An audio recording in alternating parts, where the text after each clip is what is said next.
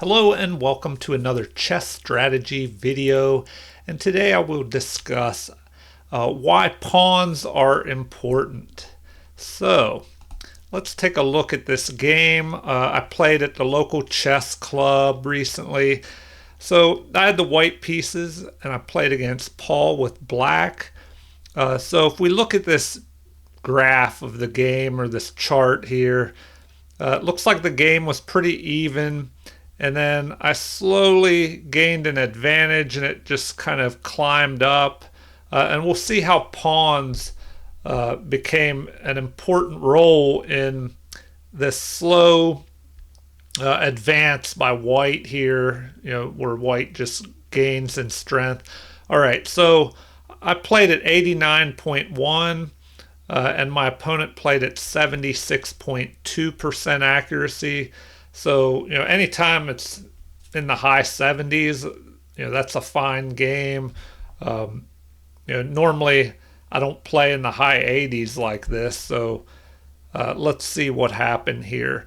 In the inaccuracies, my opponent had 5. So, that hurt him. And mistakes, he had 3, I had 1. But I did have 1 miss, which I remember that move. I kind of just lost focus. I was thinking, oh, I could capture a pawn, and then I kind of forgot about it on my next move when I was trying to figure out what my long-term plan would be. All right, so this says white built a lead and didn't let up. So let's take a look at this. We'll put the analysis on and see what happened here. So d4 is how I started, and my opponent played knight to f6, which prevents me from playing e4 and gaining the center with both pawns. So I played knight to f3 here just to see what my opponent would do. And he goes for a King's Indian setup. So I just push this pawn to fortify my d4 pawn and let my bishop develop. So he continues with his King's Indian defense setup, and I develop the bishop here. And I kind of went for another Kali system setup, which I think I remember reading the Kali system isn't the greatest thing to play against the King's Indian defense. But I don't know, I thought I would try it out. And in the Kali system, you're able to develop pieces, get castled quickly, and you're trying to control the center. Although here it looks like the computer wanted me to immediately push this pawn into the center and take control of the center, since my opponent wasn't immediately fighting for these central squares. All right, so the importance of pawns, which we'll see here shortly. He castles, I go ahead and fortify. So I'm using my pawns to create a fortification here, overprotecting this d4 pawn, and I'll kind of use these pawns to help control the center. So finally, my opponent counterattacks in the center, but I just castle, ignore this for the time being, and I figure if he captures here, now I would want to capture with the E pawn, because if I capture with the C pawn, a lot of times you want to capture towards the center with your pawns, but then that might allow him to jump his knight forward and harass my bishop.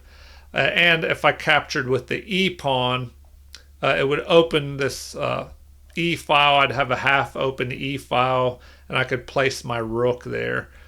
All right, so continuing on. I play this move to prevent any pins on my knight, but the computer once again wants me to jump forward here in the center and take control of more space here in the center. So my opponent decides to play a6, and the computer says that's an inaccuracy. So let's see what the computer prefers here. C takes d4. So this is what the computer wants. C takes d4, and then we see that the best move is to capture with the E pawn. One, because you limit the scope of this bishop here, this dark squared bishop aiming down through the center and towards the queen side. 2, you prevent the knight from jumping forward and harassing your bishop. And 3, it opens up this half open E file and you can place a rook here. So that is what the opponent, or excuse me, what the computer wanted my opponent to do. And now in the game we had A6.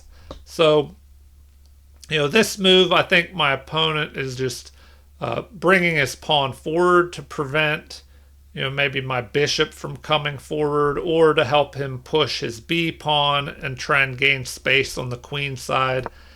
So I line up on the E file. But once again, the computer wants me to push that E pawn. So, it shows how important pawns are. They kind of dictate how the game will go. And pawns are a lot more important than you think. Some people neglect them or don't think much of the pawns, especially beginners starting out may just give away a bunch of their pawns. But remember, every pawn that you give away, that could be a potential queen if you promote it. So B5. So now we see why A6 was played. My opponent wants to gain space on the queen side, maybe develop his bishop to B7. So I back up here, which was probably a wasted move. I was thinking, well, if he pushed forward, he could attack my bishop. I thought, well, maybe I can drop back here. Maybe push this pawn forward, gain some space over here. And anyway, once again, E4 is what the computer wants, just taking control of more space and squares in the center. All right, so now we have E5. So finally, I have to make a decision here. The computer actually wanted queen to B6, lining up down through the middle and lining up on my king with the queen over here on B6. And also that would help maybe with a push of this B pawn. So here it looks like D takes C5 as an option. Also A4, as I mentioned earlier. D takes C5. I played, I think, the third best move, capturing the E pawn. But either way, I guess the game could end up the same. Although if you capture here, capture the E pawn, the knight could possibly jump forward. Anyway, let's see what happened here.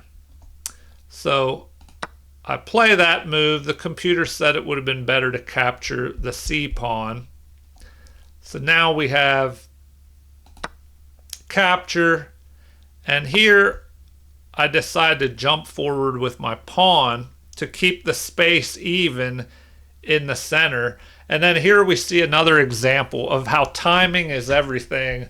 For a lot of the game, they wanted me to push that E pawn up to E4, but now that I do it, it's not quite the right time. And it looks like the preferred move was to bring my knight up here forward and attack their knight. So my opponent makes a mistake here, plays knight to A5. So, why was this played? I'm not sure. Maybe he wanted to develop his bishop here and the knight wouldn't be in the way. Maybe he was thinking about developing his bishop to E6 and then jumping here and attacking my knight.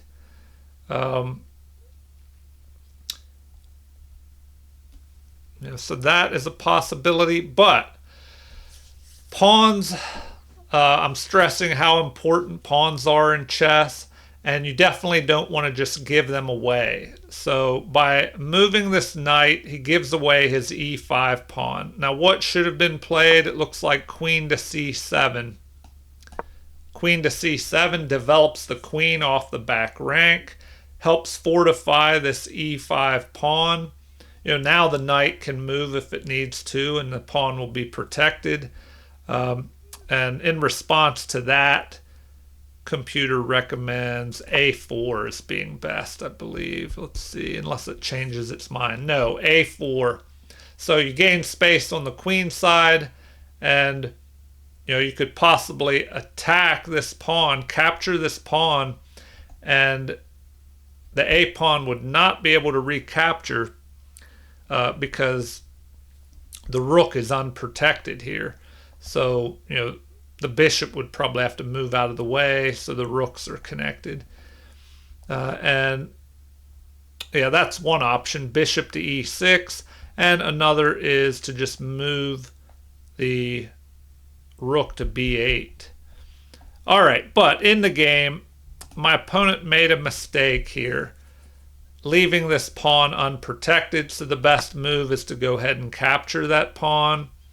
Now, sometimes in a King's Indian defense, in the opening, there's a little trick where you can capture this pawn and then pick off the knight up here. But it doesn't work here because if he captures my pawn, my rook will capture and protect my knight. So now it looks like bishop to b7 is maybe the best move.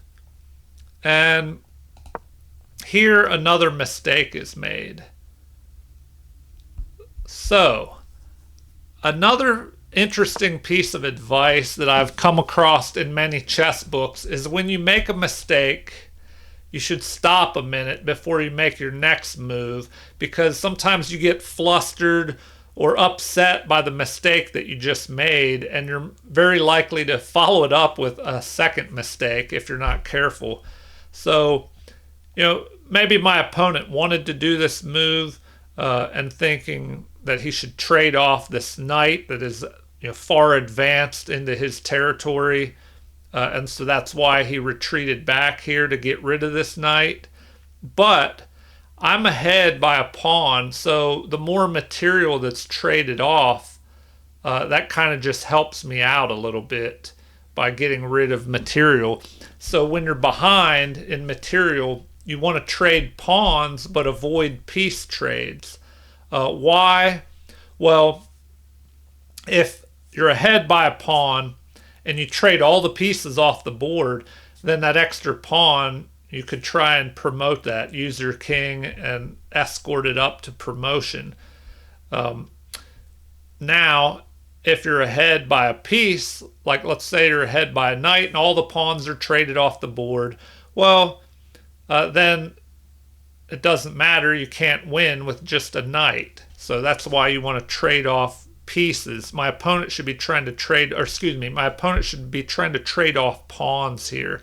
So another example of how pawns are very important in chess, and you have to know, or figure out what you should be doing with your pawns. All right, so let's get back to the game. Knight to d7 was played. What does the computer say is best? Looks like bishop to b7 is what the computer recommends, which bishop to b7 would line up on my pawn here.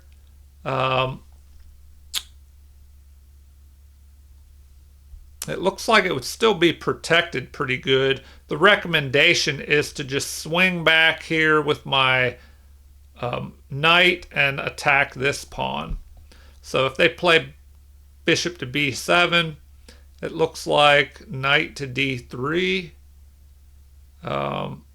Another option is f4. So let's see what happens if I play this. Does the computer still think that that's best? No. Now it is saying f4 should be played.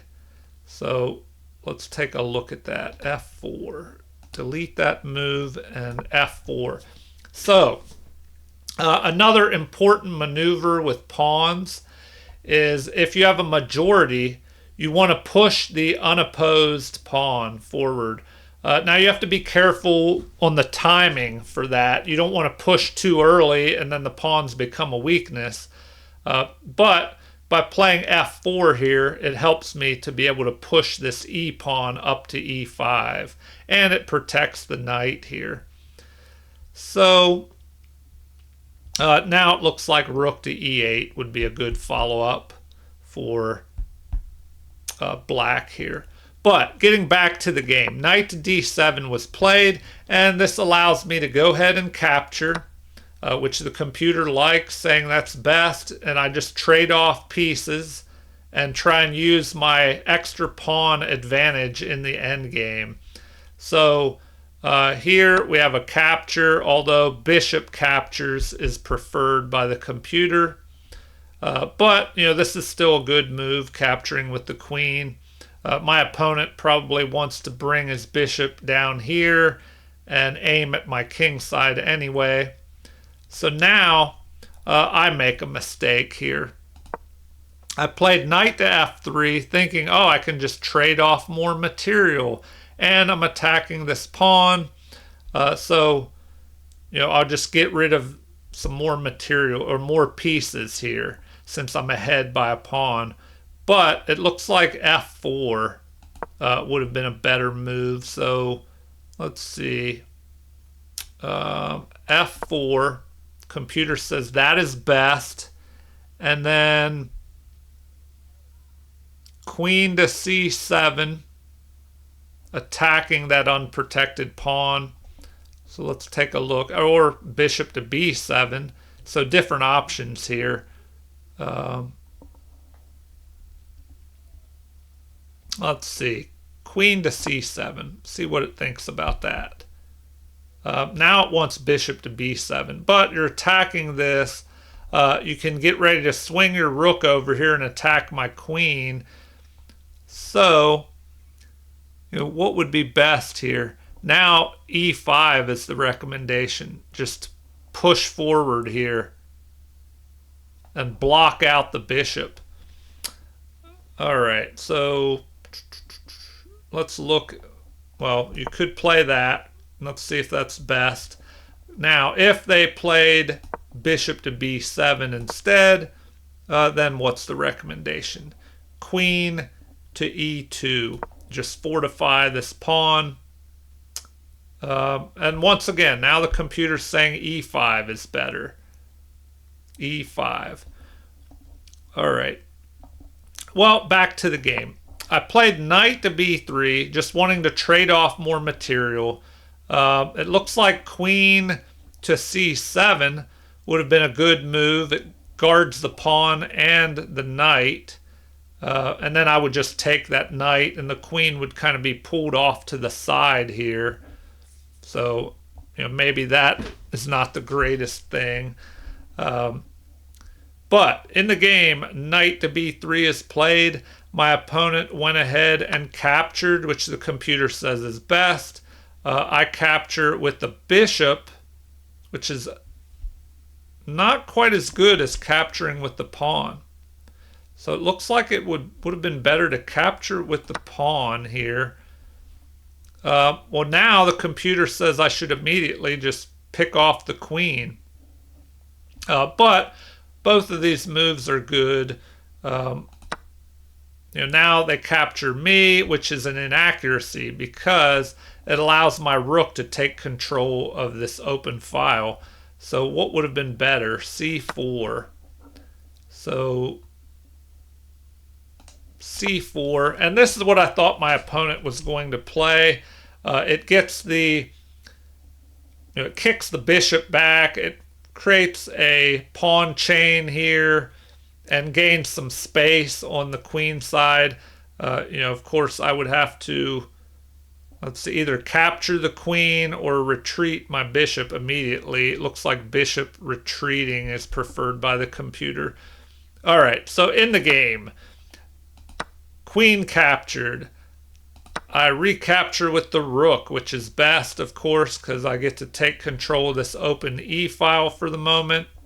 Now, c4 is best. But instead, my opponent plays bishop to e6, which is a mistake now. So it would have been better to just attack my bishop and drive it back, where it would be kind of blocked in you know, by the central pawn. So let's see what should have been played. C4. So another way you can use pawns, showing how important they can be. You gain space here. I would have to retreat back, and then the computer recommends grabbing even more space by playing A5 next. So A5, you just start pushing forward here. And now the recommendation is A3 to kind of slow things down over here. But now computer wants bishop to E3. So let's see, we could take a look at that. Bishop to E3. And if that is played, it does, centralize your bishop, connect your rooks. So that's probably why that's a better move. But the recommendation is to just keep pushing forward. And now either bishop to C5, attacking the rook, or this move here, just kind of stopping the action over here on the queen side. So now, let's see what happened in the game. After bishop to e6, why is this a mistake? Well, the computer says that the best move is to capture here.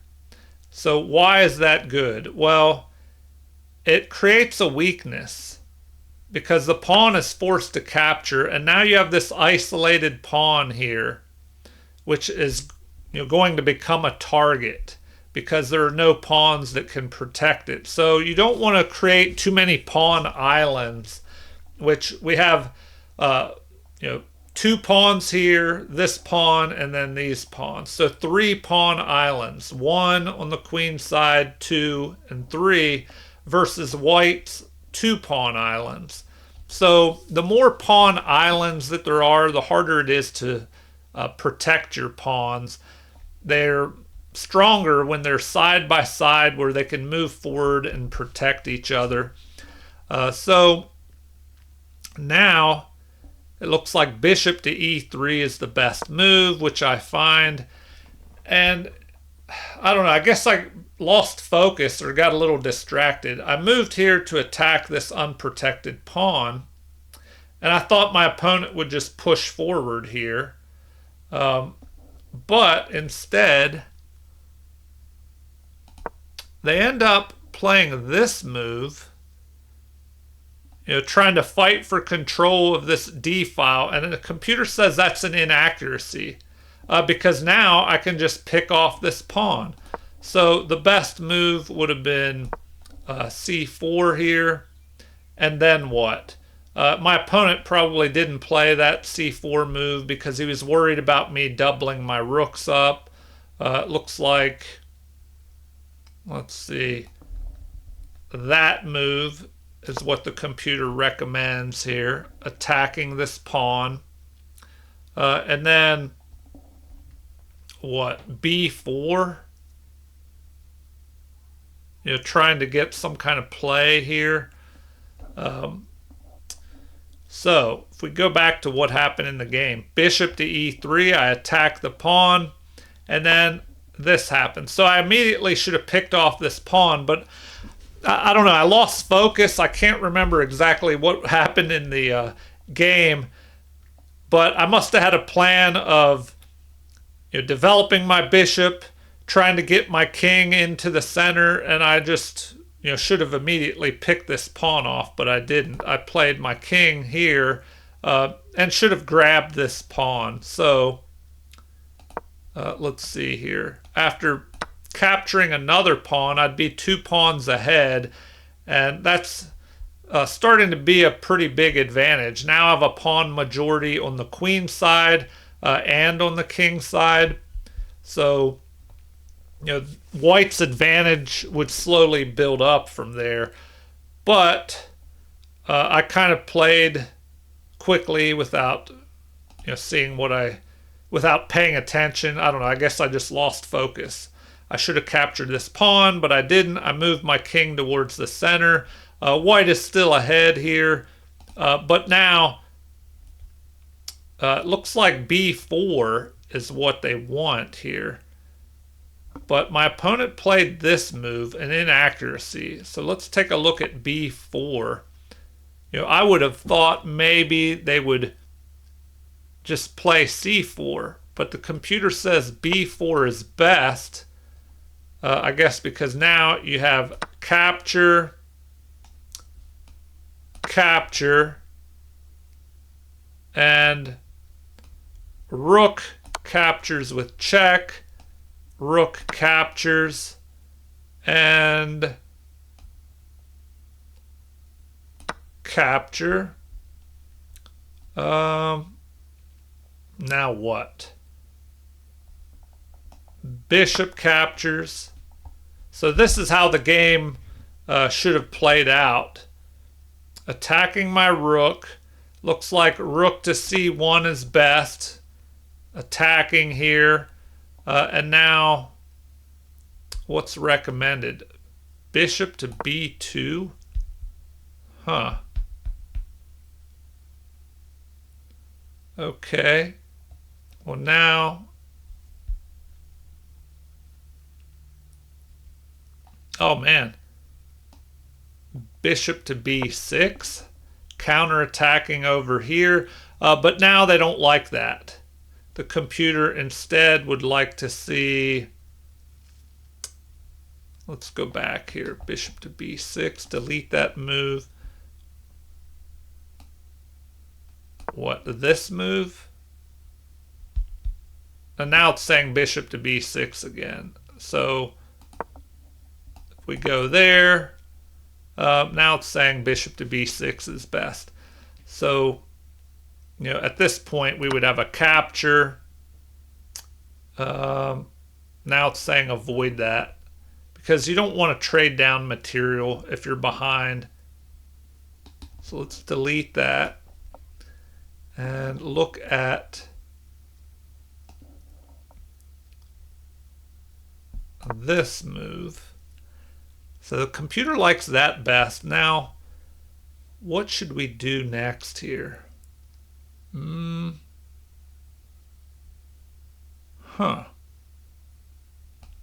It's recommending that. And now it's saying rook to b1, just going after the bishop. So, anyway, before I dig too deep, you see the game could have gone in this direction. And it would have been a lot closer, but white would still have an edge and be a pawn ahead. But the game could have been a little more even. So in the game, king to f1. Now my opponent plays this move to defend the pawn, but my king, after moving forward, looks like I should have just captured here. He captured me instead, but this lets me take control of the D file again.